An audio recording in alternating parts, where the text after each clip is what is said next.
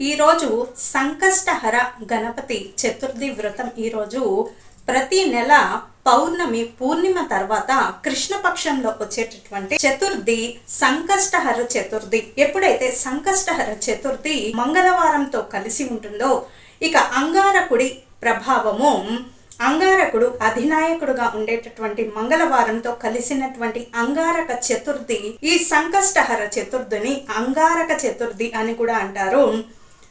ఇక గరికను సమర్పించండి విఘ్నేశ్వరునికి. ఏదన్నా ఇక కార్యరూపం దాల్చకున్నా, పనులు ఆలస్యం అవుతున్నా, ఇక ఈ పని ముందుకు సాగట్లేదు అనేటటువంటి అనుమానం ఉన్నా, ప్రతి నెల పౌర్ణమి తర్వాత రెండవ రోజు వచ్చేటటువంటి ఈ సంకష్టహర చతుర్థిని అనుసరించి వినాయకుణ్ణి జపించండి, గరికను నివేదించండి. ఆయనకు చాలా ఇష్టం కాబట్టి ఖచ్చితంగా సంకష్టహర గణేశ మంత్రము జపించండి. మంచి ఫలితాలు వచ్చేటటువంటి అవకాశం ఉంటుంది.